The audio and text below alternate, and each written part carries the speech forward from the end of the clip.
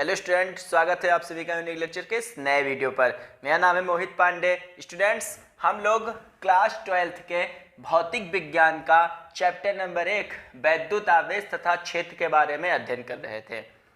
Students, हम लोगों ने इससे पिछले वीडियो में ये समझा था कि कूलाम के नियम का सदिश स्वरूप कैसे किया जाता है। उसको हम लोगों ने बहुत अच्छे से समझा था और लास्ट में हमने प्रूव किया था, तो हमको मिला था कि जो कूलाम नियम का जो सदिश स्वरूप है वो न्यूटन के तृतीय नियम को प्रूव करता है, सिद्ध करता है।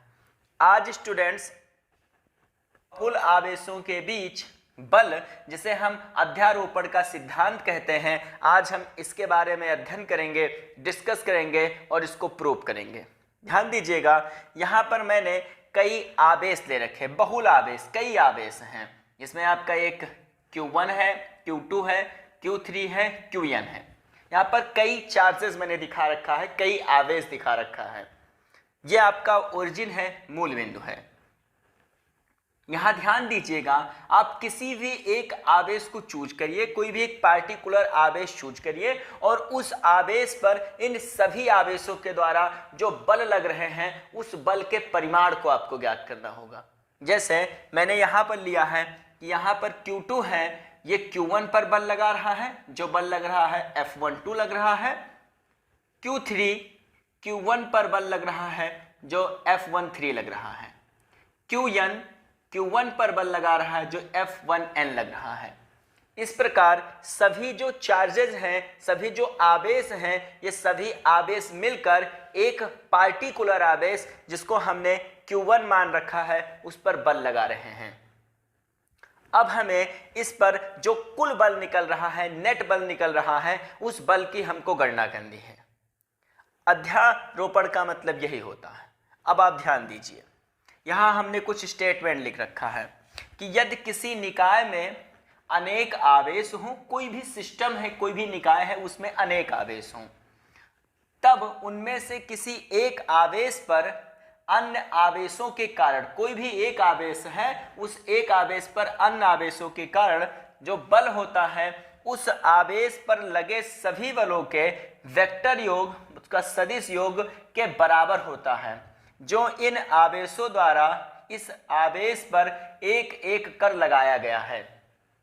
अर्थात इस Q1 पर जो बल लग रहा है वो बल क्या होगा, इन सभी बलों का जो F12 है, F13 है, F1n है, इन सभी बलों का वेक्टर योग के बराबर होगा। उतना बल Q1 पर लग रहा होगा। यहाँ पर एक डॉट मार्किंग में बात लिखा है, इस पर ध्यान दीजिएगा कि किसी एक आवेश पर लगाया गया बल अन्य आवेशों की उपस्थिति के कारण प्रभावित नहीं होता है। ये डॉट मार्किंग है, इस बात को आप बहुत अच्छे से ध्यान रखिएगा। यहाँ पर हमने कुछ डायग्राम के बारे में लिखा है, कुछ चित्र के बारे में लिखा है, फिर डेरिवेशन को किया है कि माना कि निकाय में n आवेश हैं, Q1, Q2, Q3 dot dot dot Qn है।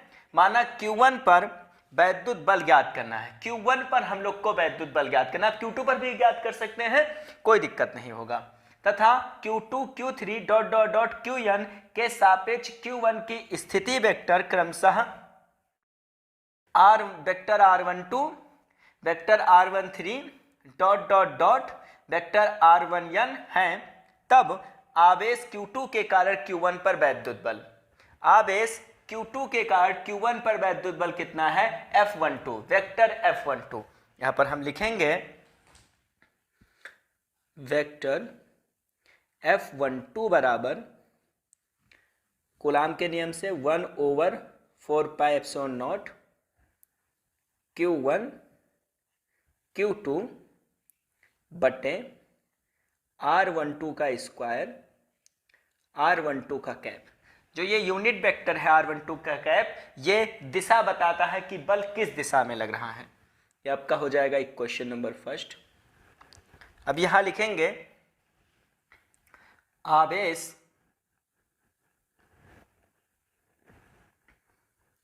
Q3, जो भी हमारा ये आवेश है, आवेश Q3 के कारण Q1 पर वैद्युत बल। ये कितना होगा F13 vector F13 1/4πε0 Q1 Q3 R13 का स्क्वायर R13 का कैप। ये हो गया आपका समीकरण सेकंड। लिखेंगे आवेश Qn के कारण Q1 पर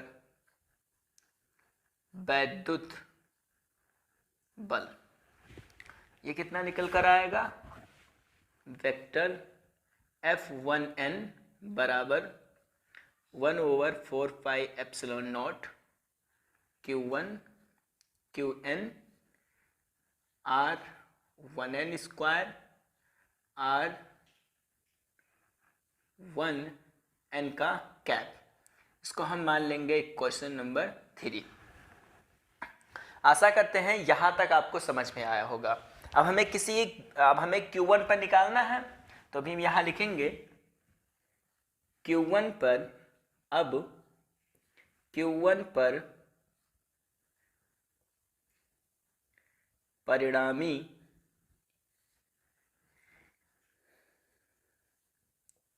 वैद्युत बल, Q1 पर परिणामी वैद्युत बल आपका होगा F1 बराबर F12 वेक्टर F1 बराबर F12 plus F13 plus dot dot dot dot F1n, ये आपका होगा। n पदों तक हम लिख सकते हैं। यहाँ पर ध्यान दीजिएगा, हम लिखेंगे वेक्टर F1 बराबर F12 का मान यहाँ पर निकला है, ये F12 का मान रख देंगे, F13 का मान यहाँ से निकला है, ये मान रख देंगे, और F1 का मान रख देंगे, सबका सदिश योग कर देंगे, जोड़ देंगे। तो इसका मान हो जाएगा 1/4πε0 Q1 Q2 R12 का स्क्वायर R12 का cap plus 1/4πε0 Q1 Q3 R13 का स्क्वायर R13 का कैप, यहाँ लिख देंगे प्लस डॉट डॉट डॉट, यहाँ पर आ जाएगा plus 1/4πε0 Q1 Qn R1n square R1n का कैप। यहाँ पर हमको कुछ चीज़ें कॉमन दिख रही हैं, उसको हम कॉमन ले लेंगे। जैसे 1/4πε0 यहाँ भी है, 1/4πε0 यहाँ भी है, 1/4πε0 यहाँ भी है, Q1 यहाँ है, Q1 यहाँ है, Q1 यहाँ है, ये कॉमन है, इसको हम कॉमन ले लेंगे। कॉमन मिल रहा है Q1, नीचे आपका है 4πε0, बचेगा कितना, यहाँ पे बचेगा Q2 R12 का स्क्वायर R12 का कैप प्लस Q3 R13 का स्क्वायर R13 का cap plus dot dot dot plus Qn R1n का स्क्वायर R1n का कैप, ये आपका आ जाएगा। यानी जो Q1 पर जो बल लग रहा है वो बल इतना लग रहा है, F1 वेक्टर F1। इसी प्रकार आप Q2 पर निकाल सकते हैं, इसी प्रकार आप Q3 पर निकाल सकते हैं। स्टूडेंट्स, आशा करते हैं आपको ये टॉपिक समझ में आया होगा। अब आप स्क्रीनशॉट ले लीजिए।